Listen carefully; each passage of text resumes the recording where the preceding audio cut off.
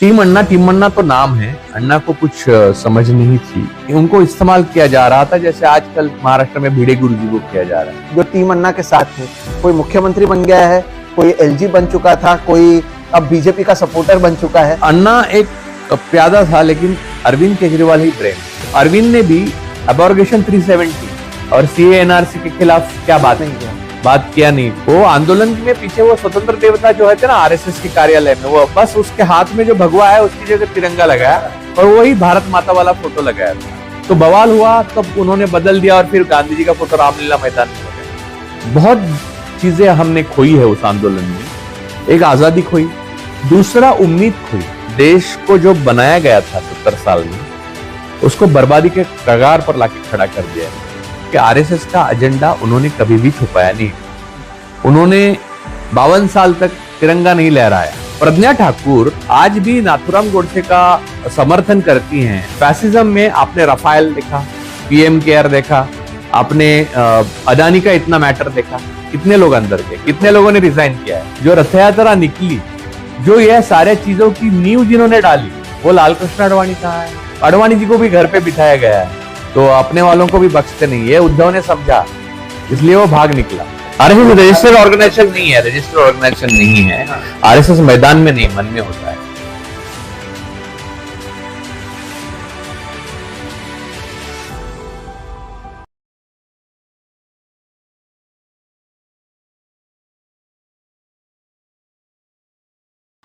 नमस्कार दोस्तों, और आप सभी का एक बार फिर से मेरे इस YouTube चैनल पर स्वागत है। दोस्तों, 2024 लोकसभा चुनाव के लिए कुछ महीने ही बचे हुए हैं और हमें लगा कि उससे पहले कई चीजों पर चर्चा की जानी चाहिए। विपक्ष की माने तो 2024 चुनाव ये तय करेगा कि भारत में लोकतंत्र का भविष्य क्या रहता है। तो हमने सोचा कि यही सही समय है आज हम इस स्थिति में कैसे पहुंचे इसके बारे में पता करने का। आज के इस वीडियो में हम 10-12 साल पीछे जाएंगे, आज की मौजूदा जो स्थिति है उसके बारे में बात करेंगे। याद करिए, 12-13 साल पहले देश में अन्ना आंदोलन किस तरह से चल रहा था। अन्ना को दूसरा गांधी माना जाता था, लेकिन आगे हुआ क्या? 2014 के बाद अन्ना कहां चले गए? इसके साथ ही जो मौजूदा स्थिति है, क्या उसके लिए उस समय जो आंदोलन हुए वो जिम्मेदार हैं? क्या उसके वजह से बीजेपी को दिल्ली सहित देश भर में एक ग्रैंड एंट्री मिली? आज इस सब पर खुलकर बातचीत करेंगे और इस पर बातचीत करने के लिए मेरे साथ जुड़ रहे हैं राजू परुलेकर जी। इनके बारे में अगर बताएं तो महाराष्ट्र के एक काफी वरिष्ठ पत्रकार तो ये हैं ही, मराठी मीडिया और साथ ही साथ महाराष्ट्र में अलग अलग पदों पर ये रह चुके हैं, ऑथर हैं, कई सारे इंटरव्यूज कर चुके हैं। इनके जो शोज हैं वो काफी वायरल रहे हैं। ये अब भी जो इंटरव्यूज करते हैं वो मेन स्ट्रीम मीडिया में कई दिनों तक चर्चा का विषय बना रहता है। लेकिन इसके साथ एक और इनकी पहचान है, ये टीम अन्ना के ब्लॉगर भी रह चुके हैं। कई सारे लोग जो उस समय सड़कों पर झंडा लेकर घूम रहे थे, उसके लिए इनका भी कहीं ना कहीं कुछ कंट्रीब्यूशन जरूर रहा है। तो आज इस जो पूरा मुद्दा है या देश में जो हालात है उस पर हम बात करेंगे। सर, सबसे पहले बहुत बहुत स्वागत है आपका हमें टाइम देने के लिए। सर, शुरुआत इस चीज से करते हैं। पहले मैं तुम्हें बधाई देता हूं कि तूने आपने ये जो कदम उठाया और आपने जो चीजें आपको करने के लिए कही गई और वो जो मॉरल रिस्पॉन्सिबिलिटी होती है एक जर्नलिस्ट की, वो निभाई और आपने वो चीजें करने से इनकार कर दिया और अपनी जहां तक नौकरी जो पत्रकार के लिए इम्पोर्टेंट होती ही है, तो आमदनी का एक वो होता है, तो वो छोड़ दी। यानी बहुत बड़ा, और ये इस उम्र में बहुत बड़ा त्याग ही है ये। तो खैर, आपको इसलिए मैं बहुत बधाई देता हूं और ये समाज हमेशा आपका शुक्रगुजार रहेगा। Thank you sir. और इसी से सर शुरू करते हैं कि टीम अन्ना का नहीं, सिर्फ अन्ना का ब्लॉगर था। नहीं, टीम अन्ना थे उस समय। और सर, अगर इसी से शुरू करें तो मेरा मानना है कि 2023 में अगर ये कदम उठाने के बारे में भी अगर हमने सोचा तो उसकी वजह यह है कि जो हालात अभी हैं उसमें आप कहीं भी न्यूट्रल नहीं रह सकते। You have to call spade a spade. तो अभी जो मौजूदा हालात चल रहे हैं देश में, वो किसी भी चीज के हो, चाहे वो इंस्टीट्यूशंस की बात करें, सोशल मीडिया की बात करें, एक दूसरे के ट्रोल्स की बात करें, इसकी शुरुआत आप क्या मानते हैं कब से हुए? क्या हम पहले से इतने ऐसे तरह के लोग थे कि एक दूसरे के खिलाफ लड़ने वाले थे, या धीरे धीरे ये चीजें आई हैं? आपने ये ट्रेंड देखना कब से शुरू? जैसे कि आपने सही कहा कि ये ट्रेंड जो है वो हम पहले से ऐसे होंगे ना, कुछ लोग तो अचानक तो कोई इतना बदला नहीं है, और कुछ लोग तो इतने बदल गए कि हम देख के पता नहीं चलता कि ये यही लोग हैं जिनको हमने कभी एक जमाने में हम उन्हें इनको अपना आदर्श माना था। तो शायद ये ऐसे ही रहे होंगे, बस उनको मौका नहीं मिला कि इस तरह से नकाब अपना उतार के नाचने का, तो अब मिला तो नाच रहे हैं। जहां तक ट्रोल्स के बारे में आपने पूछा, तो मुझे वो पहला 12 साल पहले पीछे की बात वो जो है वो मैं बताना चाहता हूं कि बीजेपी पिक्चर में नहीं थी। ये इंडिया अगेंस्ट करप्शन का जो आंदोलन हुआ, उसमें टीम अन्ना तो नाम है, अन्ना को कुछ समझ नहीं थी और वो कहाँ उसको उनको इस्तेमाल किया जा रहा था, जैसे आजकल महाराष्ट्र में भिड़े गुरुजी को किया जा रहा है।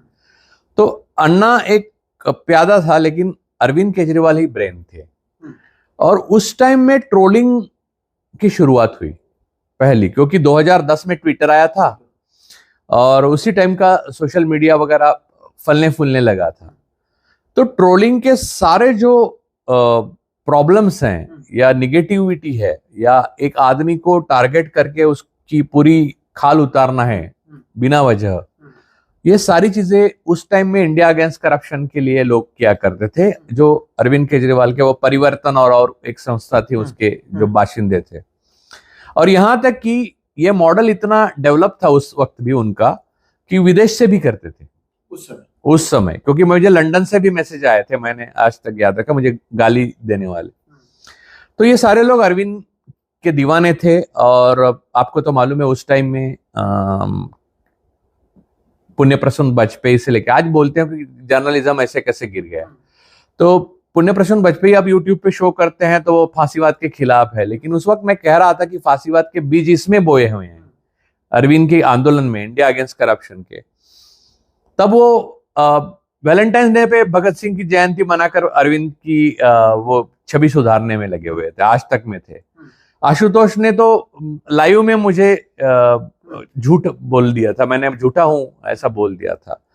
जहां तक कि रविश और राजदीप जैसे लोग भी अन्ना के आंदोलन के दीवाने थे। और ये सारे पत्रकार जो थे वो अरविंद केजरीवाल के कहने से, यानी मैं पूरा दिल्ली में उस टाइम में दिल्ली में ही रहा था।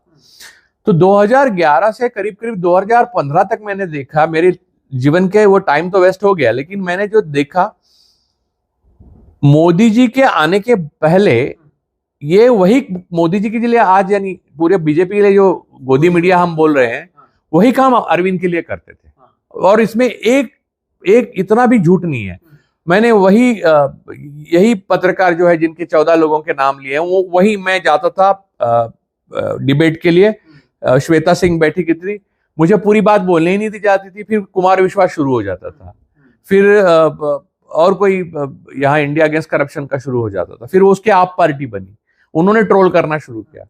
तो ये ट्रोलिंग का सबसे पहला टारगेट तो मैं रहा हूं, और जिन्होंने ट्रोलिंग शुरू किया है उनको उसका दोष अभी नहीं दिया जाता। कहा जाता है कि बीजेपी ने किया, लेकिन बीजेपी ने, देखिए आरएसएस संघ परिवार या बीजेपी ने कभी कोई ओरिजिनल चीज नहीं की है। उन्होंने महापुरुषों तक दूसरों के उठाए हैं और उनको ग्लोरीफाई किया है बस। तो वो ट्रोलिंग है, ये सोशल मीडिया का इस्तेमाल है, या आईटी सेल्स बनाना है, या एक पूंजीवादी है उसको पूंजीपति को पकड़ के आईटी सेल उसको बनाने को मजबूर करना, ये अरविंद ने सब कुछ किया है। जबकि आज की तारीख में जो कांग्रेस को लड़ना पड़ रहा है उसकी जिम्मेदार कांग्रेस है। उस वक्त मैं देख रहा था कि सारा प्रशासन और शासन अरविंद की मदद कर रहा था। अरविंद के खिलाफ एक एफआईआर लेने के लिए भी इनकार करते थे जब पुलिस। सरकार में कांग्रेस थी। वो नारायण स्वामी करके प्रधानमंत्री कार्यालय के मंत्री थे, उनके घर भी मैं गया था एक बार, जंतर मंतर पे हमने धरना दिया था ये आंदोलन के खिलाफ, घर गया था। यहां तक कि लालू जी ने मेरा नाम लेकर संसद में भाषण किया है, फिर भी कांग्रेस को फर्क नहीं पड़ा। और उसके बाद कांग्रेस ने अरविंद केजरीवाल के साथ गठबंधन, आप पार्टी के साथ गठबंधन करके दिल्ली में सरकार बनाई, और बाद में जो पतन होना था कांग्रेस का दिल्ली में हुआ और देश में हुआ। दर्शकों को यहाँ पर ये बात बताना जरूरी है कि जब पूरा देश अन्ना अन्ना कर रहा था, तब शायद आप पहले उन चुनिंदा लोगों में से थे जिन्होंने कहा कि ये जो चीजें हो रही हैं ये वो नहीं है जो दिखाया जा रहा है। आप उनके ब्लॉगर रहे, उसके बाद आप सामने आए, जिसके वजह से ये सारी ट्रोलिंग और उस सारी चीजें हुई, कई सारे आरोप आपने लगाए। अगर जो टीम अन्ना उस समय हम देखते थे, अभी हाल ही में मैं पढ़ भी रहा था, इस इंटरव्यू के लिए रिसर्च भी कर रहा था, तो द प्रिंट ने काफी इंटरेस्टिंग आर्टिकल की है, उन लोगों का नाम लिखा है जो टीम अन्ना के साथ थे। कोई मुख्यमंत्री बन गया है, कोई एलजी बन चुका था, कोई अब बीजेपी का सपोर्टर बन चुका है। सारे के सारे देखो बीजेपी की लाइन पे चले। जो किरण बेदी जी थी वो वहां पर राज्यपाल बनी, वो बीजेपी की बनी। देखो आप हर किसी का देखो वो बीजेपी के साथ चले गए। तो अरविंद ने भी अबॉर्गेशन 370 और सीएएनआरसी के खिलाफ क्या बात नहीं किया, बात किया नहीं कुछ दोनों में तो मानव अधिकार के प्रति उसको रिस्पेक्ट अगर होता तो वो ये बात करता, नहीं किया, क्योंकि वो आरएसएस की लाइन जो है वही उन्होंने पकड़ी है। यहां तक कि मैंने पहले अपने इंटरव्यू में एक दिया था, उसमें मैंने बोला था कि उस साक्षात्कार में मैंने कहा था कि इन्होंने गांधी जी की फोटो तक नहीं लगाई थी पहले, जो पंजाब में अभी किया है वो पहले किया था। वो आंदोलन में पीछे वो स्वतंत्र देवता जो है थे ना आरएसएस के कार्यालय में, वो बस उसके हाथ में जो भगवा है उसकी जगह तिरंगा लगाया और वही भारत माता वाला फोटो लगाया था। तो बवाल हुआ, तब उन्होंने बदल दिया और फिर गांधी जी का फोटो रामलीला मैदान में लगाया। तो आपको सजग होकर देखना चाहिए। और ये बात सही नहीं है कि मैं इंडिया अगेंस्ट करप्शन के साथ था, मैं कभी भी इंडिया अगेंस्ट करप्शन, अन्ना इंडिया अगेंस्ट करप्शन के खिलाफ हो गए थे मन में, लेकिन उनमें हिम्मत नहीं थी बात करने की, इसलिए उन्होंने बोला कि आप लिखिए ब्लॉग। मेरे साथ एक साथी थे, वो आए, वो नहीं आए, उनका मैं नाम नहीं लेना चाहता क्योंकि उसमें उनको घसीटना नहीं चाहता, लेकिन फिर मैं ही लिखता गया। तो ब्लॉग में क्या लिखा था? ब्लॉग में ये नहीं लिखा था कि आंदोलन को, ब्लॉग में लिखा था मैं ये कमिटी डिसमेंटल करने जा रहा हूं, ये गैंग ऑफ 4 हो गई है, ये ही ब्लॉग लिखे थे हमने।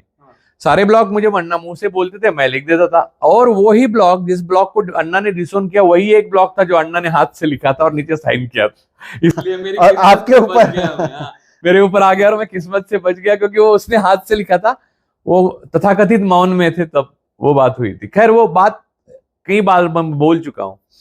मेन बात यह है कि उस आंदोलन ने जो बहुत चीजें हमने खोई है उस आंदोलन में।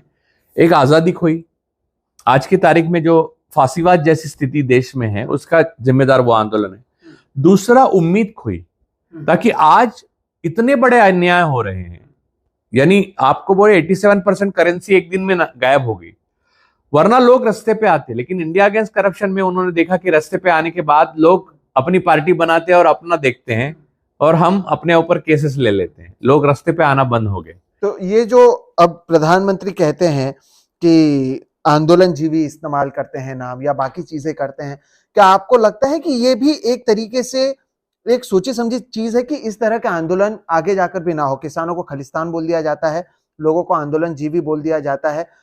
ये एक पहले कंपैरिजन होता था कि जेपी आंदोलन के बाद अगर कोई आंदोलन हुआ तो अन्ना आंदोलन हुआ था, लेकिन उसके तो जो नतीजे निकले उसके बाद आप मानते हैं कि आगे जाकर बहुत समय लगेगा एक देश जो आंदोलन से आजाद हुआ उसे फिर से आंदोलन पर भरोसा? मैं आपको बताता हूं कि कांग्रेस सत्ता में आने के बाद जो 2 आंदोलन आप बोल रहे हैं, जेपी के आंदोलन और इंडिया अगेंस्ट करप्शन, दोनों आंदोलन आरएसएस ने किए हुए हैं। दोनों स्वाभाविक रूप से, क्योंकि जेपी के आंदोलन में भी देवराज साहब सब अंदर थे, उनको अडवाणी साहब अंदर थे, वाजपेयी साहब अंदर थे, तो वो आंदोलन में आरएसएस तो थी। बाद में सत्ता में पहली बार सत्ता का फल कब चखा आरएसएस ने? पहली बार जब मोरारजी देसाई प्रधानमंत्री बने।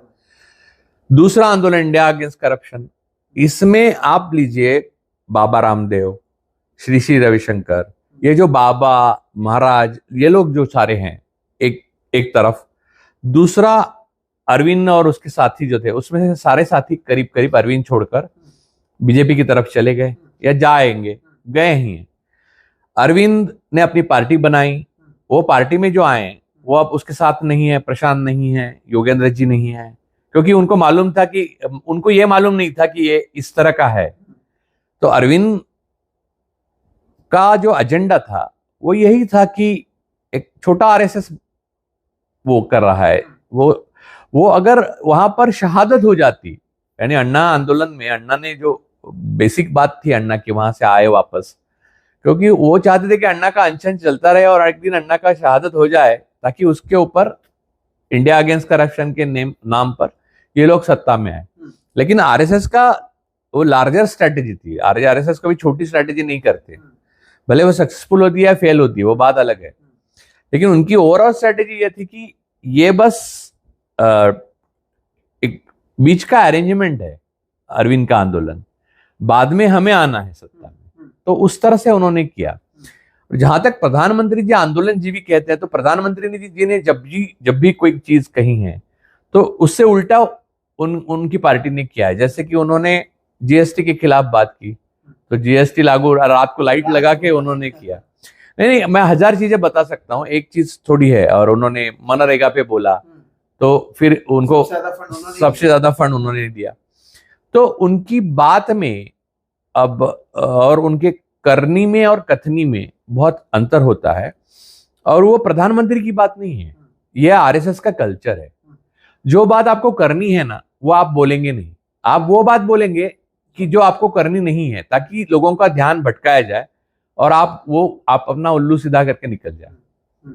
लेकिन फिर आप कह रहे हैं कि अरविंद केजरीवाल, आपको ये लगता है कि उन्हें पता था कि आरएसएस जुड़े हुए थे और उन्होंने ये स्ट्रैटेजी बनाई? अरे अरुण जेटली जी के घर में ही मीटिंग्स होते थे, उसके फोटोग्राफ्स भी अवेलेबल है।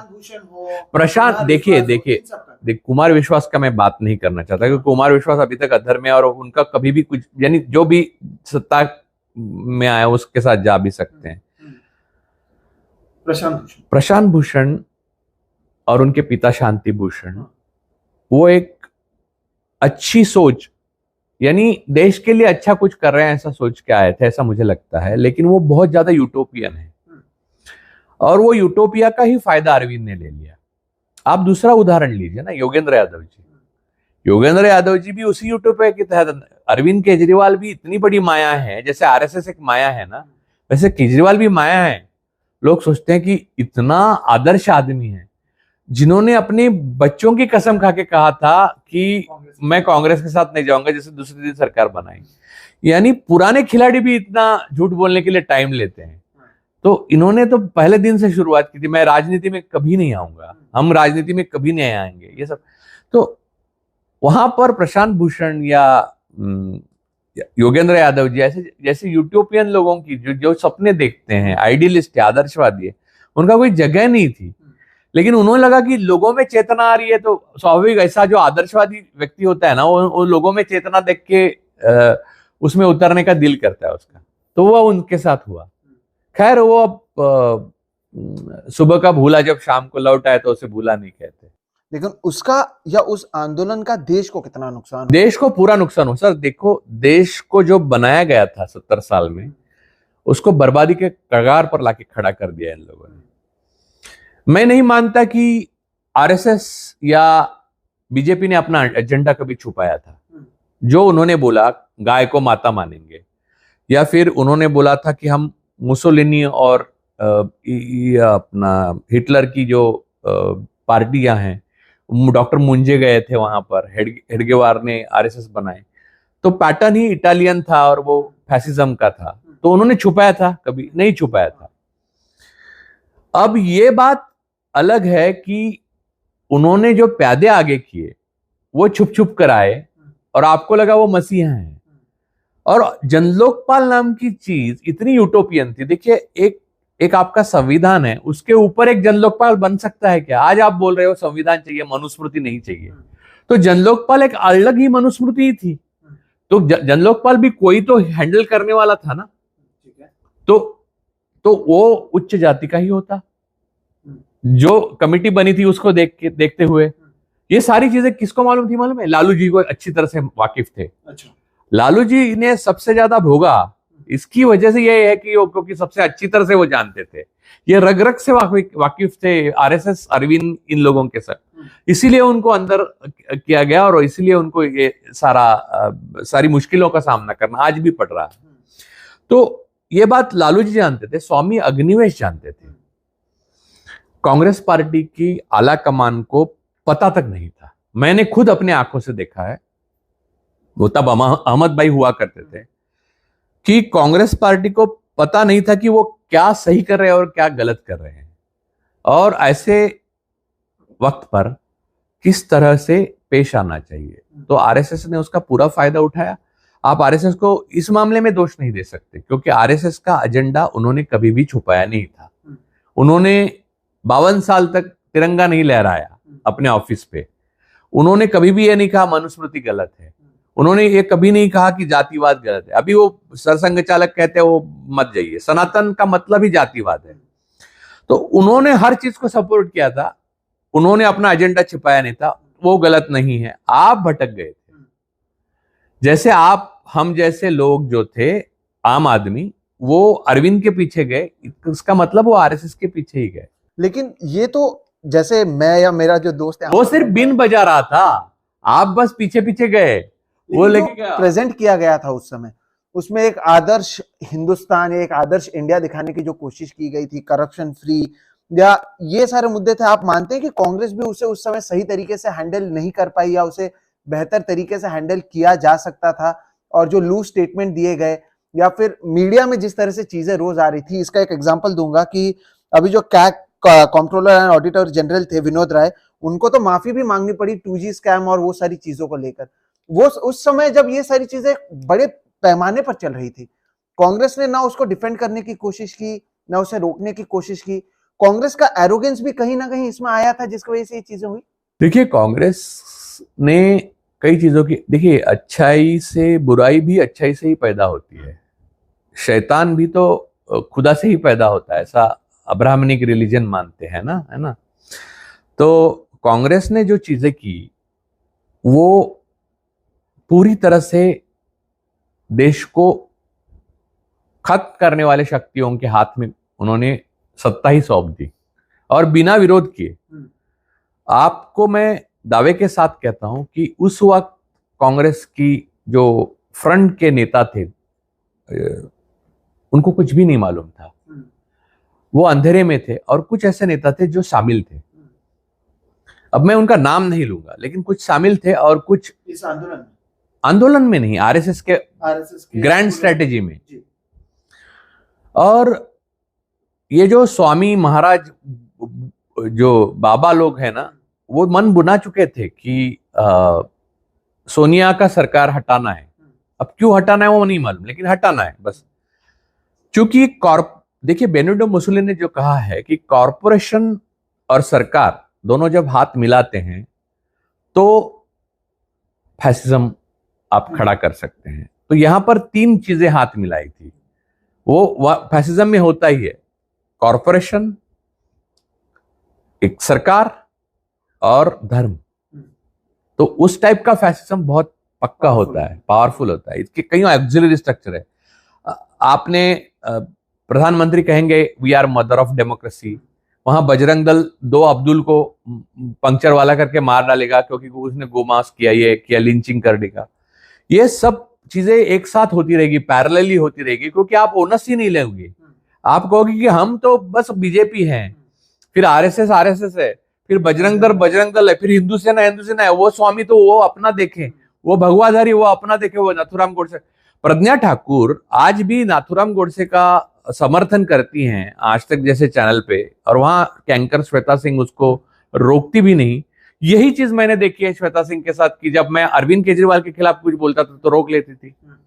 तो वही भक्ति थी वहां पर। गोदी मीडिया आप कह रहे हैं 2014 से पहले थी? 2011 से थी गोदी मीडिया, पहले केजरीवाल के पक्ष में थी, बाद में वो यहाँ बीजेपी के पक्ष में आई, ताकि केजरीवाल एक्सटेंशन ही था इनका, जिसने शुरुआत की, बाद में ये लोग आगे लेके गए। लेकिन इस सब के बीच में सर चेहरा तो अन्ना हजारे थे।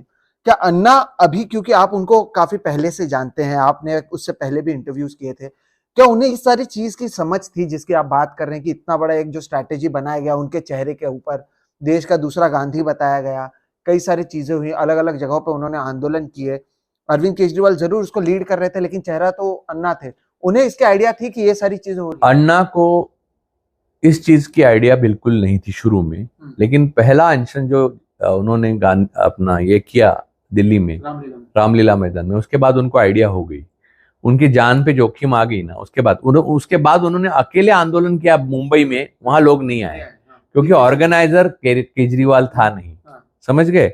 और प्रशांत भूषण ने हालांकि एक सभा ली थी, उसमें तो एक आदमी था, याद है आपको वो फोटोग्राफ? हाँ, तो सिर्फ सिवाय केजरीवाल के यह आंदोलन पूरे बौना था। तो उसका करता धरता ब्रेन और जो सपोर्ट लाता था पीछे से, वो सारी चीजें केजरीवाल हैंडल कर रहा था। He was the person. तो यह आंदोलन जन लोकपाल के लिए हुआ, करप्शन फ्री इंडिया के लिए हुआ, ऐसा कहा गया, जबकि ऐसा माहौल तैयार किया गया जो अंदर के जो आरएसएस माइंडेड लोग थे उनके, कि देश में बहुत भ्रष्टाचार हो रहा है। देखो, भ्रष्टाचार और फैसिज्म में आपको हमेशा भ्रष्टाचार को चुनना चाहिए। वो भ्रष्टाचार था ही नहीं, ये तो माना तो इसने भी, कैग के वो राय ने भी माना। लेकिन भ्रष्टाचार इसलिए क्योंकि भ्रष्टाचार अगर लोकतंत्र में हो तो आप बात कर सकते हो उसके खिलाफ और उसको अरेस्ट करवा सकते हैं, जैसे राजा को अरेस्ट करवाया आपने उस टाइम में बिना वजह। शहीद बलवा को बदलाया गया, मुख्यमंत्री को बदलाया गया, गृह मंत्री को बदलाया गया, शहीद बलवा और वगैरह बड़े बड़े उद्योजक जो थे, पूंजीपति थे, उनको अंदर कराया गया, जबकि सरकार के साथ थे। कनीमोड़ी अंदर थी। हाँ, ये लोकतंत्र में भ्रष्टाचार की कहानी है। फैसिज्म में आपने राफेल देखा, पीएम केयर देखा, आपने अडानी का इतना मैटर देखा, कितने लोग अंदर गए, कितने लोगों ने रिजाइन किया है। नीरव मोदी, मेहुल चोकसी, ललित मोदी, विजय माल्या, 13,500 करोड़ का पीएनबी बैंक फ्रॉड। और ललित मोदी उनकी शादी में, तीसरी शादी में जाता है हरीश साल्वे साहब के, जो इस देश के लिए आने वाले दिनों में जो एक स्ट्रक्चर बन रहा है, वन नेशन वन इलेक्शन, और भी कई चीजें, और कई चीजों के डिफेंड करने के लिए, इवन अडानी को डिफेंड करने के लिए वहीं आए थे ना। वो कह रहे थे अमेरिकन कोर्ट में नहीं जाना चाहिए, वहां लाइफ चली जाएगी। तो यहाँ कौन सी, गरीब की तो पूरी लाइफ चली जाती है यहाँ की कोर्ट में। तो हरीश साल्वे कभी नहीं कहते कि गरीब को कोर्ट में नहीं जाना चाहिए, या हिंदुस्तानी कोर्ट को भी नहीं कहते कि आपको टाइम से न्याय करना चाहिए। तो ये हरीश साल्वे जी की शादी में ललित मोदी गए थे, और वहां नीता भाभी भी थी ना। तो बात यह है कि ये एक बड़ा गठबंधन है, और इसको हराना इतना आसान नहीं है। और इसकी नींव 2011 में Arvind Kejriwal, India against corruption, Anna आंदोलन, इन्होंने डाली है। साथ में रामदेव, श्री रविशंकर, ये सब रहे हैं। अब आते हैं 2023 में। चलिए, अरविंद केजरीवाल अगर उस समय आरएसएस के साथ थे और उन्होंने ये सारी चीजें की, अब वो इंडिया अलायंस का एक हिस्सा है। दिल्ली सहित पंजाब में उनकी सरकार है, गुजरात में उनकी सीट्स आती हैं, गोवा में उनका अच्छा परफॉर्मेंस रहता है, अपने आप को नेशनल लेवल पर ले जाने की कोशिश तो 2014 में भी उन्होंने नरेंद्र मोदी के सामने चुनाव लड़कर करने की कोशिश की थी। क्या तब के केजरीवाल और अब के केजरीवाल में डिफरेंस है? नहीं, दिल्ली में मोदी, दिल्ली में केजरीवाल और देश में मोदी, ये उनकी घोषणा थी, बराबर ना। तो उन्होंने उनके खिलाफ लड़ने की जो नेपथ्य बनाया, वो एक नाटक का हिस्सा है जो अभी भी जारी है। अभी भी जारी है, ये मैं मानता हूं। क्योंकि गुजरात में क्या हुआ, गुजरात में जिस तरह का खर्चा किया गया आम आदमी पार्टी की तरफ से, या वो कार्ड झूठे बनी, वो योजनाओं के कार्ड बांटे गए, वो किस पूंजीपति के घर से आए थे, वो बताया अरविंद। हालांकि जो कांग्रेस के साथ गठबंधन हुआ था, जो मैंने ही उसका भांडाफोड़ पहले ट्विटर पे किया था। अमन होटल में रात को बैठक हुई और वहां पर कांग्रेस और इसका डील हुआ था। तो वहां भी पूंजीपति बैठे थे दो, तो पैटर्न ही भी सेम है, कॉरपोरेशन और गवर्नमेंट। तो पैटर्न फैसिज्म का ही है। और फिर वन नेशन और वन इलेक्शन केजरीवाल को अगर नहीं चाहिए, तो सिर्फ इसलिए नहीं चाहिए क्योंकि मोदी जी अभी प्रधानमंत्री है। वहां केजरीवाल रखा जाए तो केजरीवाल के लिए सब चाहिए, यही चाहिए। वो गाड़ी नहीं लेने वाला था, बंगला हम नहीं लेंगे, हम सिर्फ जनता की सेवा करेंगे, हम सिर्फ जनता के लिए है। तो गाड़ी, जो बेस्ट गाड़ी है वो है, बेस्ट बंगला है वो है, उसको बढ़ा के भी ले लिया है, उसके सारे जो साथी हैं वो बस बेस्ट सुविधाएं ले रहे हैं। तो अब वो बातें कहाँ गई, और अब जन लोकपाल के लिए कहाँ आवाज उठी बाद में? इनका ऑडिट कौन करता है? और इनके लोग जो जेल गए हैं भ्रष्टाचार के आरोप में, तो उसके लिए वो क्यों चिल्ला रहे हैं? क्योंकि 700 पन्नों का एक फाइल तैयार की थी शीला दीक्षित के खिलाफ इन्होंने। वो हर नेता को, शरद पवार, शीला दीक्षित, लालू प्रसाद, हर नेता को जेल में डालने की बात कर रहा था अरविंद केजरीवाल। तो अब इंडिया अलायंस में क्यों गया? बात है इंडिया अलायंस ने उसको अलाउ क्यों? मेरा सवाल वही था अगला, कि इंडिया अलायंस क्यों चाहता है, या इंडिया अलायंस की क्या मजबूरी है कि अरविंद केजरीवाल को, अगर ये बड़े लेवल पर इतना हुआ है, अभी तो उन्हें समझ में आया होगा, तो अरविंद केजरीवाल क्यों इंडिया अलायंस का एक हिस्सा है? मैं एक बात मानता हूं कि इसमें किसका इंटरेस्ट है, और ये इंडिया अलायंस में कितने पार्टी, कितने लोग बीजेपी ने ट्रोजन हॉर्स में डाले हुए हैं, वो बाद में पता चलेगा। तो केजरीवाल को स्वीकार करना, कम से कम कांग्रेस से ये उम्मीद नहीं थी कि कांग्रेस तो भुक्तभोगी है ना, तो कांग्रेस को तो अच्छी तरह से मालूम था कि अरविंद केजरीवाल क्या चीज है, लेकिन कांग्रेस ने एक्सेप्ट कर लिया। कुछ तो मजबूरियां रही होंगी, वरना यूं ही कोई बेवफा नहीं होता ना। लेकिन बात यह है, इससे भी बड़ी, मुझे इससे भी बड़ी बात यह लगती है कि कांग्रेस को आप कम्युनिकेट करने की कोशिश करो। ये चीज मैं आपको बताता हूं, मैंने अपनी तरफ से कोशिश छोड़ दी है, आप कोशिश करिए कांग्रेस को बात समझाने की। आपको बायलैटरल कम्युनिकेशन की कौन सी सुविधा मिलती है वो मुझे बताइए पहले। कांग्रेस यानी कांग्रेस अपने पुरानी गलतियों से क्या सीखी है और क्या नहीं सीखी है, इस मामले में मुझे बहुत सारे सवाल मेरे मन में हैं। और मैं ये मानता हूं कि राहुल गांधी, उनकी पैशन, उनकी एम्पैथी एक अलग पार्टी है और कांग्रेस एक अलग पार्टी है। राहुल गांधी को आप अगर सामने रखते हो तो वो एक अलग पार्टी है, राहुल जी एक अलग पार्टी है और कांग्रेस एक अलग पार्टी है। कांग्रेस जिस तरह से सोचती है राहुल गांधी की तरह नहीं सोचती। राहुल गांधी उनको अपना नेता मानने का दावा करती है, लेकिन राहुल गांधी के 5 भी गुण अगर कांग्रेस में आ जाए ना तो कांग्रेस फिर पटरी पे आ जाएगी। और फिर वो अगर वो आते तो वो केजरीवाल को अंदर नहीं लेते। तो आपको लगता है कि राहुल गांधी नहीं चाहते हैं अरविंद केजरीवाल इसका? देखो, राहुल गांधी के चाहने नहीं चाहने से 2019 में भी कांग्रेस में कुछ नहीं हुआ, 2024 में कुछ कुछ चीजें हो रही है, सारी चीजें नहीं हो रही है। तो बात बहुत बड़ी है। और कांग्रेस ऐसी पार्टी है कि गांधी जी के टाइम से ये चल रहा है। गांधी जी के टाइम में जब सुभाष बाबू दूसरी बार चुन के आए थे अध्यक्ष के रूप में, तब गांधी जी ने कहा कि पट्टाभी सीतारामैया की हार मेरी हार है। तब गांधी जी का यह बयान आते ही सारे लोगों ने कार्यकारिणी से इस्तीफा दे दिया कांग्रेस के, सिवाय जवाहरलाल नेहरू और सुभाष बाबू के भाई। बाद में जवाहरलाल नेहरू ने खत लिखा सुभाष बाबू को और उन्होंने अपना भी रेसिग्नेशन नीचे लिखा और कहा मैं रेसिग्नेशन इसलिए नहीं दे रहा हूं कि बाकी लोगों ने दिया गांधी जी के कहने, लेकिन अगर गांधी जी हमारे साथ नहीं है तो सिर्फ हम, मैं और तुम रहो, सुभाष और यानी जवाहर और सुभाष रहे, सिर्फ लेफ्ट वाले साथ में आएंगे, राइट वाले नहीं जाएंगे। गांधी जी एक है जो दोनों को साथ में लेके आ सकते हैं। तो मुझे ऐसा लगता है ओवरऑल राहुल जी की जो फिलॉसफी है, जो दर्शन है, वो डाइजेस्ट करना अभी भी कांग्रेस के लिए मुश्किल जा रहा है। और वो अगर डाइजेस्ट करती है कांग्रेस, तभी कांग्रेस ताकतवर बनेगी, लेकिन वो नहीं बन रही है। इसलिए केजरीवाल भी चलेगा और अडानी मित्र भी चलते हैं इंडिया अलायंस में। तो ऐसा थोड़ी होता है यार। बिल्कुल सर, अब बात करते हैं मौजूदा हालात के बारे में।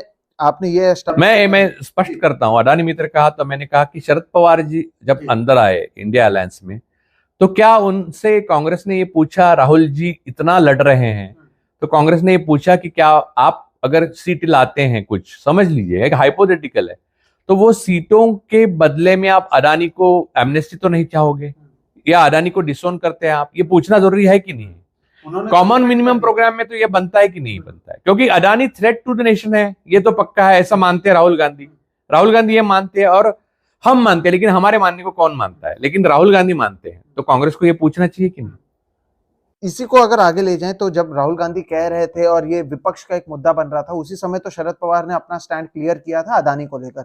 एनडीटीवी को एक इंटरव्यू दिया था जिसमें उन्होंने कहा था कि इस तरह से आप एंटी कॉर्पोरेट नहीं हो सकते हैं, या देश के डेवलपमेंट में कितना बड़ा हाथ है।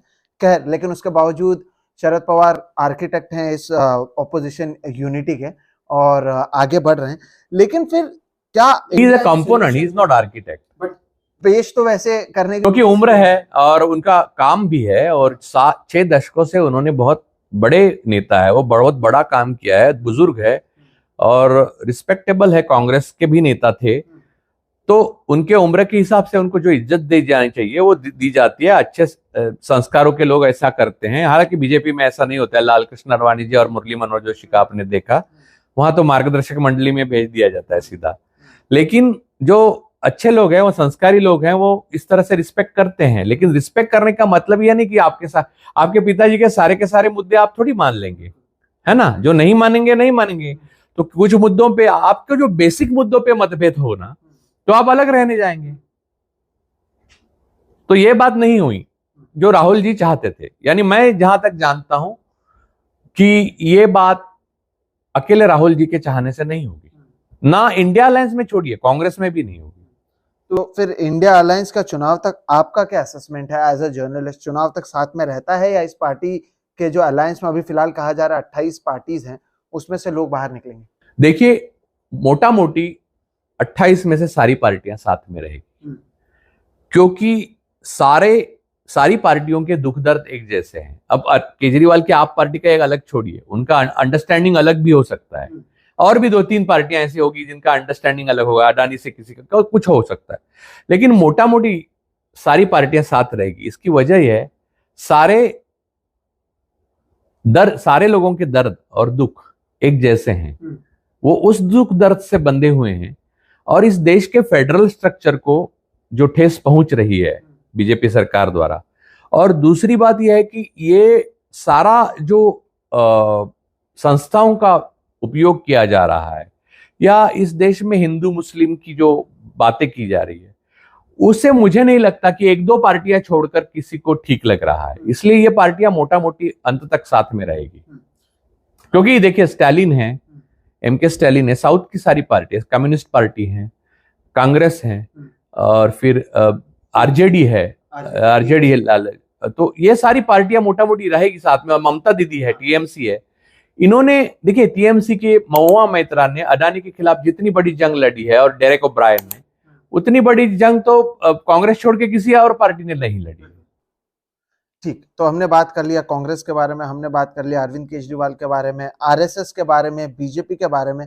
इस सब में एक शख्स जो गायब है वो है अन्ना, जिससे हम शुरू कर रहे हैं। अन्ना हजारे कहाँ हैं? क्या अब उन्हें देश के भ्रष्टाचार नहीं दिख रहे हैं? क्या अब उन्हें महाराष्ट्र के भ्रष्टाचार या महाराष्ट्र में जो राजनीति में बदलाव हो रहा है वो नहीं दिख रहे हैं? या उन्हें दिख रहा है, मीडिया अब उनके पास नहीं जा रहा है? या अब वो आंदोलन नहीं करते हैं, करते हैं तो फडणवीस और गिरीश महाजन पहुंच जाते हैं और फिर वो मान लेते हैं, मनाने में ये लोग कामयाब नहीं, इतना जाते भी हैं आजकल कोई जाता है के लिए जाते हैं, इनके लिए नहीं जाते। अब नया अन्ना भिड़े गुरुजी है। तो अन्ना कहाँ है इन सब में? नहीं, अन्ना का कोई मतलब नहीं है। अन्ना एक एग्जिस्टेंस है जो एब्स्ट्रैक्ट है, जिसको नाम अन्ना दिया गया है। ऐसे बहुत सारे अन्ना है, लालकृष्ण आडवाणी भी एक अन्ना है। अब ये जो हुआ है, जो बाबरी मस्जिद ढहेगी, जो रथ यात्रा निकली, जो ये सारे चीजों की नींव जिन्होंने डाली, वो लालकृष्ण आडवाणी कहाँ है? वो बोलते नहीं है। ये RSS के कल्चर है, जिस बड़ा हो या छोटा, प्यादा आखिर डिब्बे में जाएगा, इसलिए अन्ना नहीं है। अन्ना क्या है? सब अन्ना है। तो इसलिए मैं भी अन्ना जो घोषणा थी आंदोलन की, वो बहुत उसका यथार्थ में उसका उपयोग किया जा रहा है। मुरली मनोहर जोशी, लालकृष्ण आडवाणी, ये सब मैं भी अन्ना हो गए हैं, और अन्ना भी खुद, आगे भी जाकर कई लोग मैं भी अन्ना हो जाएंगे। तो अब आप समझिए कि मैं भी अन्ना का मतलब आपको वाकई में 9 साल में समझ में आया होगा। सर, अब हम जब बात करते हैं कि सब लोग साथ में आए हैं, और ये एक लड़ाई ऐसी है जो हिंदुत्व या धर्म के नाम पर एक पार्टी जो देश भर में कर रही है उसके खिलाफ लड़ाई है, लेकिन इंडिया ब्लॉक की बात करें, वहां पे भी एक पार्टी ऐसी है जो हिंदुत्व का बात करती है। राहुल गांधी से सावरकर के ऊपर उनकी नाराजगी होती है। उद्धव ठाकरे की अगर बात करें, उनका असेसमेंट क्या? आपको नहीं लगता कि अगर हिंदुत्व के मुद्दे पर आगे जाकर बीजेपी और वो साथ में आ सकते हैं, या अब वो चीजें बहुत आगे चली गई हैं कि पार्टी बदल चुका है, देश चीजें बदल चुकी हैं, उनके खुद के पार्टी को तोड़ने की कोशिश की गई, इसलिए वो इंडिया ब्लॉक का हिस्सा बनकर रहेंगे? देखिए, उद्धव ठाकरे की जो अभी रणनीति है, जहां तक मैं समझता हूं, हालांकि मुझे डायरेक्ट जानकारी हो भी तो भी मैं उसको मानता नहीं, मैं ऑब्जेक्टिव अपना एनालिसिस करता हूं। तो उस एनालिसिस के हिसाब से उद्धव ठाकरे का जहाज अब किनारा छोड़ चुका है बीजेपी का। अच्छा। वो इंडिया अलायंस के साथ ही रहेंगे। अब जहां रही हिंदू की बात, वो हिंदू की बात कर रहे हैं, वो सही हिंदू है। आप भी हिंदू है ना, आप मिश्रा है ना, ब्राह्मण भी है ना, मैं भी ब्राह्मण हूं, मैं भी हिंदू हूं। तो क्या हम चाहते हैं कि हमारा कोई मुसलमान दुश्मन है? तो हम हिंदू है कहने में क्या गलत है? और ना ही ब्राह्मण और ये सारे कास्ट माता, मुझे पता आप सबसे बड़ी बात मैं बताता हूं, यस, गांधी जी खुद कहते थे आई एम प्राउड हिंदू। तो उद्धव ठाकरे के हिंदू कहने में मुझे वो हिंदू फील करता है, जब उन्होंने स्पष्ट रूप से कहा कि कोई मुसलमान को हम दुश्मन मानते ही नहीं है, तो वो हिंदू कहते हैं। तो वो तो सेक्युलरिज्म के बराबर है। बस वो अपनी कैडर को ये समझा नहीं। देखो, ये महाराष्ट्र में सावरकर के बारे में जो ग्लोरिफिकेशन किया गया, जो उदात्तीकरण किया गया, वो कांग्रेस के टाइम में 70 साल किया गया, उसके बीज बोए गए। ये मुंबई शहर में आपको कहता हूं कि इतनी बड़ी ट्रेजेडी है, छत्रपति शिवाजी महाराज, महात्मा फुले, डॉक्टर बाबा साहब आंबेडकर और राजर्षि शाहू महाराज, ये चारों के स्मारक नहीं, लेकिन सावरकर का स्मारक है, ये कांग्रेस ने बनाया, समझ गए। तो ये जो बीज है, तो वो कैडर के अपने मन से अचानक उद्धव ठाकरे कल निकाल नहीं सकते ना, तो इतना टाइम नहीं है उनके पास, तो वो अभी बोलेंगे। लेकिन सच्चाई यह है कि सावरकर की फिलॉसफी और सावरकर को वास्तविक रूप में पूरी तरह से एकदम सटीक रूप से किसी ने दुनिया के सामने पेश किया है, तो वो उद्धव ठाकरे के दादा प्रबोधनकार ठाकरे थे। उन्होंने उनको ढोंगी कहा और उसके सारे के सारे सबूत दिए। अगर आप प्रबोधनकार ठाकरे के सावरकर के पे जो लिखा है वो पढ़ते हैं, तो वो और निरंजन टकले जो कहते हैं उसमें कोई फर्क नहीं है, या मैं लिखता हूं उसमें भी कुछ फर्क नहीं है। लेकिन प्रॉब्लम यह है कि बीच में एक बाला साहब ने अपनी ताकत बढ़ाने के लिए या अपने पास सत्ता आने के लिए, वो उनको लगा कि ये बीजेपी वाले क्या करेंगे। और तब तो ये था कि मैंने देखा है, आपने भी देखा होगा, थाना वाना में तो जब बाला साहब की रैली निकलती थी तो ये बीजेपी वाले खिड़कियां बंद करके अंदर बैठते थे बाथरूम में। ये जो अभी जो कई गुजराती नेता है, जैन नेता है, ये बाला साहब के पैरों पे गिरते थे तब। ये बात बाला साहब को अच्छी लगती थी, तो उन्होंने सोचा कि ये हिंदुत्व वाला अच्छा है दवा, ये दवा लेके हम अपने पिता से बगावत करते हैं और सत्ता ला लेके आते हैं। पिता को सत्ता नहीं मिली कभी, यानी उन्होंने पार्टी नहीं बनाई, तो उसका परिणाम उद्धव ठाकरे भुगत रहे हैं। तो उद्धव ठाकरे को यह मालूम है कि अपने दादा सही थे फिलोसॉफिकली, लेकिन वो कहेंगे नहीं, क्योंकि पहले उनको पिता को भगा कर लेके, चुरा कर लेके गए हैं लोग। तो और वो नहीं, वो उसको वो एंडोर्स नहीं करेंगे ना। और लेकिन फिर इसे अपॉर्चुनिज्म नहीं माना जाए, या उस तरह की आप इसे राजनीति नहीं मानते? 2019 तक आप सभी साथ में थे। जो बगावत या बीजेपी के साथ छोड़ने का एक बड़ा जो रीजन था वो मुख्यमंत्री पद था। आइडियोलॉजी एटलीस्ट ऑन कैमरा या ऐसे कहा नहीं गया। तो अब जो उद्धव ठाकरे कर रहे हैं, क्यों हम माने? क्योंकि वो बाबरी मस्जिद ढहाने की बात भी करते हैं, वो कहते हैं हाँ मेरे पिताजी ने उस समय किया, उसकी भी बात करते हैं। तो ये अपॉर्चुनिज्म वाली पॉलिटिक्स नहीं है कि देखो, उद्धव ठाकरे की मजबूरियां समझिए कि वो अपने पिता को डिसोन नहीं कर सकते, उनको चुरा कर पहले ही कोई लेके गया है। अगर रैली निकाली जाती है महाराष्ट्र में, हाँ नहीं, लेकिन उनके फादर को, बाला साहब को कोई पहले चुरा कर नहीं ले जाता तो कम से कम वो थोड़ा कुछ बोल सकते थे। पहले चुरा कर लेके गया, उसके ऊपर सिग्नेचर नहीं कर, दस्तखत नहीं कर सकते ना वो। तो वो बातें जो बाबा ने बोल के रखी है वो उसको एंडोर्स कर रहे हैं, बराबर है। लेकिन वो फिर से कुछ ऐसा कर रहे हैं तो नहीं कर रहे हैं, तो अपॉर्चुनिज्म नहीं है। रही बात मुख्यमंत्री पद की, देखिए एक मुख्यमंत्री पद नहीं होगा। जैसे कि ये बीजेपी की सरकार केंद्र में गिरेगी ना, तो एक वजह होगी कोई तो, लेकिन वो एक वजह नहीं होगी। उसके पीछे, यानी कोई बड़ी इमारत गिर जाती है ना, तो उसकी पहली ईंट कई साल पहले गिरती है, आप ध्यान भी नहीं देते, नजर भी नहीं डालते उस पर। उसके बाद धीरे धीरे धीरे धीरे धीरे धीरे धीरे धीरे वो खत्म होती है। वैसे ही है ये उद्धव ठाकरे का मुख्यमंत्री पद के लिए कहना, ये मुख्यमंत्री पद तो एक बहाना था, तो उसे तो बीजेपी से दूर जाना था, ये समझ लो। क्योंकि जब सत्ता में दोनों साथ थे तो रोज गालियां देते थे शिवसेना वाले बीजेपी को। 14 में भी अलग लड़े थे। और हालांकि आपको एक और बात बताऊं कि 14 में भी उद्धव ने सपोर्ट नहीं किया था बीजेपी का, वो पवार ने किया, इसलिए उद्धव को मजबूरन हाथ जोड़ के करना पड़ा। तो इंडिया अलायंस को पवार गुट से सावधान रहना चाहिए, ना कि उद्धव से। उद्धव उनका है, ये मैं बता सकता हूं। ऑब्जेक्टिव एनालिसिस में बता रहा हूं, ये मेरा अपने मन का ओपिनियन नहीं। मुझे किसी राजनेता से प्यार नहीं है, ना दुश्मनी है। तो अगर इंडिया अलायंस की बात करें तो उन्हें जो हम आज एनालिसिस सुन पाए हैं उसमें अरविंद केजरीवाल और शरद पवार, इन दो पर नजर बनाई रखनी चाहिए। सर लेकिन अभी आगे बढ़ते हैं, 2024 चुनाव आ रहा है। एक शरद पवार इंडिया अलायंस नहीं छोड़ेंगे। वो चुनकर आने के बाद अदानी के बारे में क्या फैसला लेना, गवर्नमेंट को मजबूर करेंगे, वो सबसे अहम बात है। लेकिन शरद पवार कहते हैं कि पार्टी में स्प्लिट नहीं है, वो इस तरफ है, उनके भतीजे उस तरफ हैं।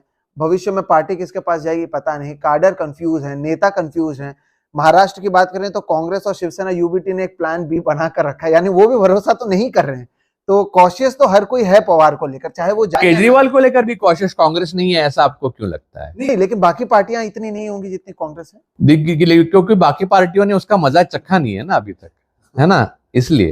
क्योंकि कांग्रेस ने पंजाब में चखा है और दिल्ली में चखा है। राजनीतिक हार की बात नहीं कर रहा मैं, चुनावी हार की बात नहीं कर रहा हूं। वो जिस तरह से खेलता है ना, वो सारी रणनीति, गुजरात में देखिए, गुजरात में उन्होंने पूरी तरह से बीजेपी की ही मदद की एक तरह से। तो आप ये कहेंगे, और वो उन्होंने जो सारे वादे किए थे 1 by 1, जिसका मैं विरोध कर रहा था उस वक्त कि ये झूठ बोल रहे हैं, मैं बच्चे की कसम खाता हूं, मैं राजनीति में नहीं आऊंगा, फिर मैं कांग्रेस के साथ नहीं जाऊंगा, फिर मैं गाड़ियां नहीं लूंगा, हमारे लोग बंगले नहीं लेंगे, हम जन लोकपाल लाएंगे, हम भ्रष्टाचार नष्ट करेंगे, शीला दीक्षित की 700 पन्नों की फाइल है, उनको जेल में डालेंगे, लालू जी को जेल में डालेंगे, शरद पवार को जेल में डालेंगे। तो फिर एक भी बात उनके ऊपर विश्वास रखने लायक उन्होंने की। फिर आगे जाकर जब ये भाजपा सरकार ने 370 कलम हटाया, तो कुछ चीजें हैं जिसके जवाब पहले उनको देने थे, वो दिए नहीं। उसके फल आएंगे वो 10 साल में आएंगे। अभी तो ये अनंतनाग में टेररिज्म चल रहा है, नोटबंदी के बाद टेररिज्म खत्म हुआ तो वो अभी चल रहा है। लोग, अपनी सेना के लोग मर रहे हैं, शहादत दे रहे हैं। तो वो एक हुआ। फिर सीए एनआरसी तो क्लियर कट इस देश के सिटीजन्स, नागरिकों के खिलाफ एक तरह का कानूनी जंग छेड़ी थी एक तरफा सरकार ने। उसमें नागरिकों का साथ अरविंद ने नहीं दिया, चुप रह के बीजेपी का साथ दिया।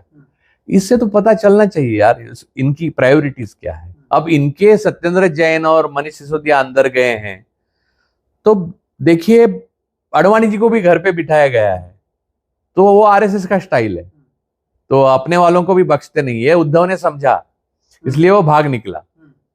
ये सब 25 साल साथ में रहने के बाद, हाँ, यानी उनको मालूम था। देखिए आनाकानी, यानी प्रॉब्लम्स और मनमुटाव तो बाला साहब के टाइम से चलता था उनका, लेकिन तब प्रबल नहीं थे भाजपा केंद्र में। भाजपा जहां प्रबल होगी, उनका कौन सा साथी उनके साथ है अभी, बताइए मुझे।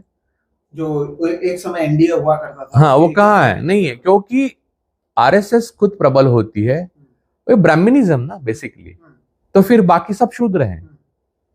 ये लालू जी से अच्छा कोई नहीं समझता इस देश में। ये इंजीनियरिंग को लालू जी को एक्चुअली किताब लिखनी चाहिए। अब आरएसएस की बात करते हैं, फिर 24 चुनाव की बात करते हैं।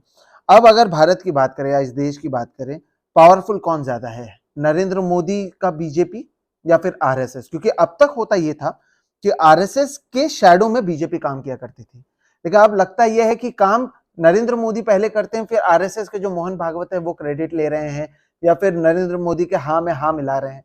ये शिफ्ट हुआ है?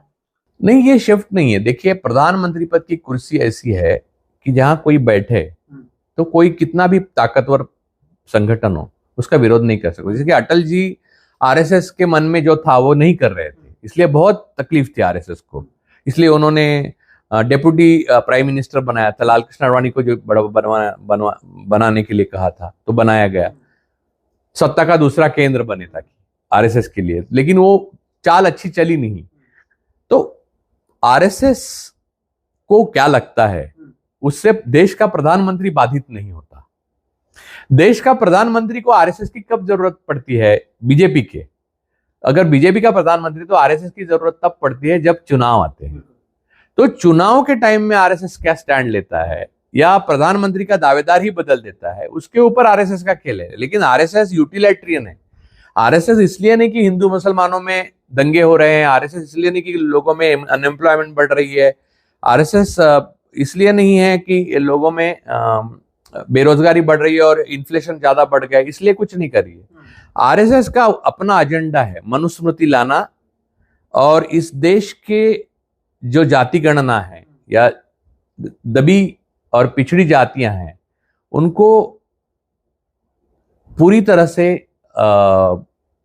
उनका अपना अपना एग्जिस्टेंस है उसको खत्म कर देना, उसको समरसता बोलते हैं वो। जैसे आदिवासी को वनवासी बोलते हैं, आदिवासियों की हक, आदिवासियों के हक, जमीन जल जंगल के हक, ये सब खत्म कर देना, ये एजेंडा है।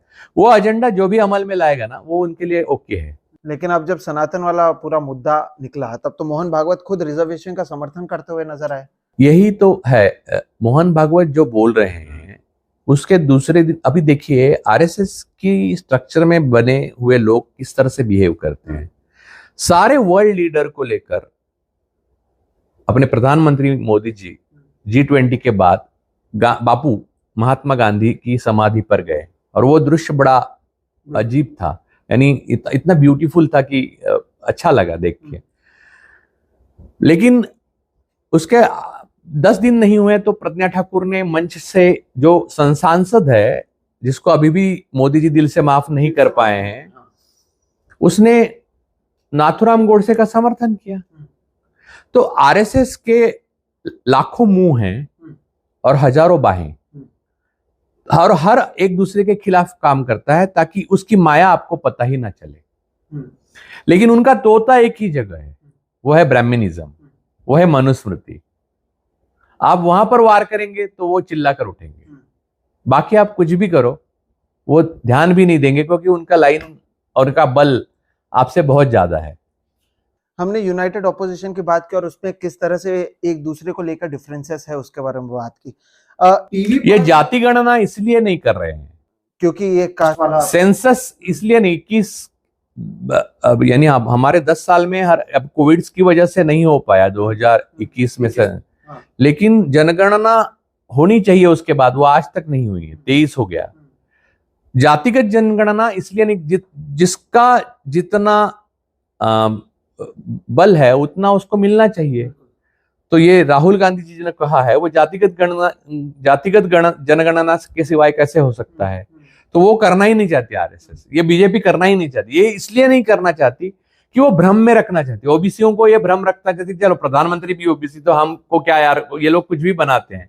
तो शूद्रों को लगे या अम्बेडकराइट को लगे रामदास आठवले भी तो मंत्री बने, हम भी तो बन सकते हैं।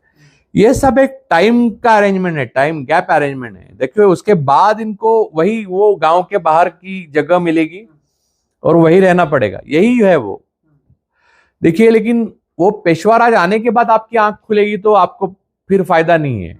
और ब्राह्मणवाद का जो वहन है, यानी ब्राह्मणवाद को जो संक्रामक बनाता है वो बहुजन भी बनाता है, जरूरी नहीं ब्राह्मण बनाता है। आप कहां बना रहे हो, आप ब्राह्मण हो लेकिन आप ब्राह्मणवाद के खिलाफ काम कर रहे हो, है ना।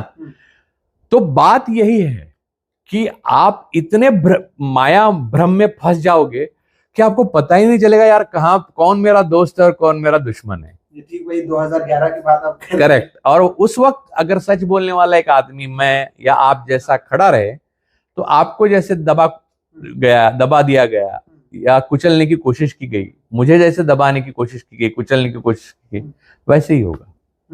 सर तो ये सारी बातें की आपने ऐसे ही कुछ 2011 में कहा था, तब आपको ट्रोल किया गया। अब ये सारी बातें आप 2023 में कर रहे हैं कि आगे जाकर किस तरह से चीजें बदलने वाली हैं, किस तरह से आरएसएस जो अपना 100 साल पुराना एजेंडा है उसे आगे लेकर जा रहा है। आगे बढ़ने से पहले या 24 के चुनाव से पहले मैं ये समझना चाहता हूं, आप जब अन्ना के लिए ब्लॉग लिखते थे, ये सारी चीजें होती थी, what was that moment for you when you realised कि नहीं ये जो हो रहा है या जो दिख रहा है, करनी और कथनी का फर्क आपको कब समझ में आया? What was that moment? नहीं, मुझे पहला समझ में मुझे आया तो अन्ना की वजह से ही आया। अन्ना ने जो बात बताई मुझे पहला ब्लॉग से पहले कि दिल्ली में मुझे कुछ अच्छा अनुभव नहीं हुआ। एक्चुअली वो दिल्ली से, मैंने वो कई बार बोला है, फिर से बोलता हूँ कि वो त्रेहान के हॉस्पिटल से रात को मेधा पाटकर की मदद लेकर भागकर आए थे वापस रालेगंज, क्योंकि उनको जान की चिंता थी। लेकिन वो आप जो कह रहे हैं मैं समझ रहा हूँ, लेकिन अगर क्लैरिटी के लिए मैं वापस पूछूंगा, जान की चिंता किससे थी और क्या? नहीं, जान की चिंता नहीं, कोई मारने वाला ऐसा था नहीं, लेकिन उनको फिर से अनशन पे बिठाए और उसमें उनकी जान चली जाए, ये उनको बहुत तकलीफ भी हुई ना वो अनशन की। देखिए अब आइसोलेशन में अडवाणी जी का जो हुआ होगा, अगर उन्होंने डायरीज लिख के रखी होगी और वो कभी पब्लिश हो जाएगी तो आपको पता चल जाएगा। वैसे ही अन्ना का जो उस टाइम में हुआ था, वो अन्ना मौन में बाद में चले गए तो मैं ही बोलता रहा, लेकिन वो उन्होंने जो लिखा था उसमें स्पष्ट था ये सब एंटी पीपल काम चल रहा है। कि उन्होंने क्या लिखा था कि मैं अपनी कमिटी, कोर कमिटी डिसमेंटल करूंगा और मैं उसको बहुत लोगों को उसमें शामिल होने दूंगा वगैरह। बस मैंने पब्लिश इसलिए नहीं किया कि उन्होंने मुझे कई लोगों ने मुझे कहा था कि ये पब्लिश मत करो, अन्ना मौन में है, तो मैंने रोका। लेकिन नियति ऐसी थी कि उसके बाद अन्ना ने उसको कहा कि मैंने लिखा ही नहीं, तो मुझे पब्लिश करना पड़ा कि अन्ना ही नहीं लिखा था, उन्होंने सिग्नेचर किया था। उसके पहले कोई ब्लॉग अन्ना ने मुंह से बोला था, तो मेरा लक अच्छा था, तो आखिरी ब्लॉग उन्होंने लिखा। लेकिन ये पहले दिन से मुझे जानकारी थी कि ये सारी जो, और लोग मुझे पूछते कि आप भी इसके लिए जिम्मेदार है। एक्सट्रीमली सॉरी, मैं जिम्मेदार नहीं हूं। मैं अगर अंदर नहीं जाता तो मुझे नहीं पता चलता कि क्या हो रहा है। मैं भी ये समझता, मैं इतना कुछ इससे दीवाना नहीं था। मैं हालांकि यहाँ था नहीं, मिपकॉम को लिए मैं वहां था, अपना कांस में था। कांस से मैं ब्राटिस्लावा गया था, तो ब्राटिस्लावा मुझे पता। लेकिन बात यह है कि मुझे पता चलने की वजह ही थी कि अन्ना के पास मैं चला गया। वो सब हो चुका था, दिल्ली वाला मैटर। तो उसके बाद मुझे जो पता चला, तो अन्ना के पहला ब्लॉग के टाइम में उन्होंने जो बातें बोली मुझसे, उससे उनकी कड़वाहट और खटास मुझे पता चली। लेकिन वो कड़वाहट किस लिए थी? वो देश के लिए नहीं थी। वो और अरविंद, उनके दोनों के गुट में, यानी उनका कोई, अन्ना का कोई गुट नहीं था बड़ा, यानी 2-4 लोग थे। लेकिन बाकी जो उनमें जो एक मनमुटाव हुआ था, और इसी बात को लेके कि अन्ना को इस्तेमाल इतना कर रहे हैं कि वो उनकी शहादत चाहते हैं इस लेवल पे, तो वो मनमुटाव मुझे पता चला। तो बोला ये सेल्फ सेंट्रिक आंदोलन है। वो उसी दिन मुझे पता चला। फर्स्ट टाइम मैं जब आया तो रात को मैं सो नहीं पाया कि यार ये इतना पूरा देश दीवाना है, लेकिन ये पूरा लोगों को गुमराह किया जा रहा है। तो मैंने आगे आगे जानने की, उसने 2 दिन में अन्ना मौन में चले गए और उन्होंने मेरी तरफ हाथ दिखाया, तो मुझे ही बोलना पड़ा बाद में। तो मेरी मजबूरी थी। और मैंने अन्ना से क्या पैसे, मेरे अपने पैसे खर्च करके जाता था मैं। मुझे अन्ना से क्या, मुझे दिल्ली में जब प्रेस कॉन्फ्रेंस हुई तो एक ने पूछा था कि अन्ना आपको कितना पैसा दे देते। मैंने कहा कि मैं गरीब जरूर हूं, क्योंकि पत्रकार हूं, लेखक हूं, लेकिन इतना गरीब नहीं कि अन्ना से पैसे लूं या अरविंद से पैसे लूं। तो वो जवाब मेरा आज भी कायम है। तो लोगों को ऐसा लगता है कि मैं कुछ लेकर, ये नहीं, मैं तो, इनके रिश्ते थे हमारे, क्योंकि मैंने 2 बार इंटरव्यू किया था। और उससे पहले पानी के लिए वो जो जल नियोजन की जो प्रक्रिया थी, उसके लिए अन्ना ने काम किया था। कुछ सच किया था, कुछ कम किया था, लेकिन कुछ भी ना करने से कुछ किया था। तो मैंने इंटरव्यूज भी किए थे उनके, तो उनको विश्वास था कि मैं अच्छा लिखता हूं। वो पढ़ते थे मेरा, तो उनको लगा कि उनकी दुख दर्द भरी कहानी बयां करने के लिए मैं अच्छा साधन हूं। और मुझे कोई आपदा नहीं थी, आपत्ति नहीं थी कि मैं साधन बनूं इसके लिए। लेकिन जब साधन बना, तब मुझे ध्यान आया कि ये तो पूरे राष्ट्र के खिलाफ जाने वाली एक अहंकार की यात्रा है, और ये प्रलय पूरी हम सबको ले डूबेगा। और वैसे ही होता गया। उसमें नाम भी आप ही का फिर आगे जो, हाँ, मेरे को दबे कुछ आखिरी में आपने जो, आप जो अभी आपकी जख्म हरे हैं, अभी भी मेरे थोड़े भरे हुए हैं। तो आपको मैं एक बताता हूं, हमेशा लेखक पहले मारा जाता है, मैसेंजर पहले मारा जाता है, पत्रकार पहले मारा जाता है। ये मोदी गवर्नमेंट ने सबसे ज्यादा पत्रकारों को अंदर किया है। बेचारे वो तो मैसेंजर है। अरे आप पोस्टमैन को मारोगे क्या? आपकी प्रियतमा ने आपको लव लेटर लिखा ही नहीं है, तो वो कहां से लेके आएंगे? बहरहाल, अभी 2024 की बात करते हुए इसे अंत करते हैं। जितना विपक्ष डिवाइडेड दिख रहा है, क्या उतना ही जो सरकार है या सरकार में जो लोग हैं, जो नेता हैं, हम कैमरे के पीछे तो बहुत सारी चीजें सुनते हैं कि बीजेपी में किस तरह से मनमुटाव है। आपका एनालिसिस क्या है कि क्या वो इतने एकत्रित हैं जितना दिखाया जा रहा है, या वो भी एक मौका ढूंढ रहे हैं? और 2024 को लेकर क्या आपका आकलन है? मुझे एक बात मालूम है, मनमुटाव तो जरूर रहेगा। पावर स्ट्रगल किसी भी फैसिस्ट पार्टी में, किसी भी लोकतांत्रिक पार्टी से बहुत ज्यादा होता है। वैसे बीजेपी में है, एक ज्वालामुखी सा छिपा हुआ है। लेकिन आरएसएस संगठन की यही खूबी है कि वो ज्वालामुखी कभी बाहर नहीं आएगा। वो आपको पर्सनली मिलेंगे तो बात बताएंगे, 10 बातें बताएंगे कि ये हो रहा है, हमारे हाथ में कुछ नहीं है, ये है, वो है। बाहर जाएंगे तो फिर वही गुणगान करना शुरू करेंगे। तो उन पे मैं भरोसा नहीं कर सकता, उनकी बगावत पे भरोसा नहीं कर सकता, क्योंकि आजादी उनका कभी ध्येय नहीं रहा। ना वो आजादी जीते हैं, ना वो आजादी को झेल सकते हैं, ना वो दूसरे की आजादी को देख सकते हैं, ना खुद को आजाद महसूस कर सकते हैं। ये एक अलग हवा है जो आरएसएस में इस पे पाबंदी है, तो वो बगावत नहीं कर सकते। हाँ, तख्ता ही पलट जाए तो बाद में धीरे धीरे बोलना शुरू करेंगे और ऐसा दिखाना शुरू करेंगे कि हम इसका हिस्सा नहीं थे। जैसे नाजियों ने जब नाजीज की सत्ता, हिटलर चला गया, नाजीज की सत्ता भी चली गई, तो कई लोगों ने बोलना शुरू किया कि ये जेनोसाइड मुझे मालूम ही नहीं था, ये नहीं, हॉलोकॉस्ट में तो मैं था ही नहीं, मैं तो बस वो साइड में खड़ा था, बस मुझे यूनिफॉर्म दिया था, इसने दिया था, उसने दिया था, ये वो वाली बात, यही बात ये करेंगे। लेकिन इनमें बगावत की हिम्मत नहीं है, क्योंकि उनको शिक्षा और जो ट्रेनिंग दी जाती है आरएसएस की शाखाओं में, वो यही दी जाती है कि भले आपके मन के खिलाफ हो, फिर भी आपको अनुशासन का पालन करना है और जो भी ऊपर से आदेश आते हैं उसको आगे ले जाना है। वो आपके पर्सनल फायदे के लिए नहीं, आप एक वस्तु हो, आप एक ऑब्जेक्ट हो। हमारा ध्येय बहुत बड़ा है और वो पूरा करने के लिए पीढ़ियां भी खप जाएंगी तो भी कोई बात नहीं। बिल्कुल। और मेरा आखिरी सवाल एक 30 साल के एक युवक के तौर पर, इस देश के नागरिक के तौर पर, और जिससे हमने शुरुआत की थी, वही सवाल है कि एज इंडियन सिटीजन्स, क्या आपको लगता है कि लोग जितने कास्टेस्ट या एक दूसरे से नफरत करना, कम्युनिटी के बीच में झगड़ा जो अभी हम देख रहे हैं, ये पहले से था, ये बदलेगा, लोग बदलेंगे, या इसी तरह से जो नफरत अब लोगों के बीच में है वो आगे तक इसी तरह से जारी रहेगी? कुछ दिन तो रहेगी, फौरन अगर सरकारें भी बदलती है तो फौरन तो जाएगी नहीं, कुछ दिन तो रहेगी। लेकिन एक बात है कि अभी जो नफरत दिख रही है या जो लोगों में जिस तरह का माहौल दिख रहा है, वो पहले से कहीं अंदर छुपा होगा ना, ऐसे ही बाहर नहीं आएगा। अब बाहर आ गया क्योंकि वो गवर्नमेंट स्पॉन्सर्ड है। पहले दंगे होते तो गवर्नमेंट बंद करने के लिए उतर देती, अब गवर्नमेंट की जो लाडले हैं, जो ऑर्गेनाइजेशंस, वही वो दंगों में हिस्सा लेते हैं और उनको, उनके ऊपर कभी एफआईआर तक नहीं, भिड़े पे कहाँ एफआईआर हुई? महाराष्ट्र का उदाहरण लीजिए। तो फिर लोगों को लगने लगा कि अपने अंदर की नफरत बाहर निकालने का यही मौका है, फिर मौका आए ना आए तो निकाल रहे हैं। चलिए, उम्मीद करते हैं कि ये उनको ज्यादा मौका ना मिले और चीजें बदले। लेकिन सर, बहुत बहुत शुक्रिया अलग अलग चीजों को बताने के लिए। और इससे हमारी कोशिश ये आपको मौजूदा भारत, जो 2011 में जो कुछ हुआ उसका जो हम अभी भुगत रहे हैं, अभी जो कुछ हो रहा है, क्या उसके बारे में आगे भुगतेंगे, अलग अलग नेता, उनके उस समय के किस तरह की उनकी मानसिकता थी, क्या कुछ सामने आ रहा है, इंडिया गठबंधन, ऐसे तमाम विषयों पर, साथ ही साथ इस सब के बैकग्राउंड में आरएसएस, जो शायद कभी खुलकर सामने नहीं आता है। आरएसएस रजिस्टर्ड ऑर्गेनाइजेशन नहीं है, रजिस्टर्ड ऑर्गेनाइजेशन नहीं है। आरएसएस मैदान में नहीं, मन में होता है, मन में होता है। ये बहुत महत्वपूर्ण है और आप कई जगहों पर बोल भी चुके हैं।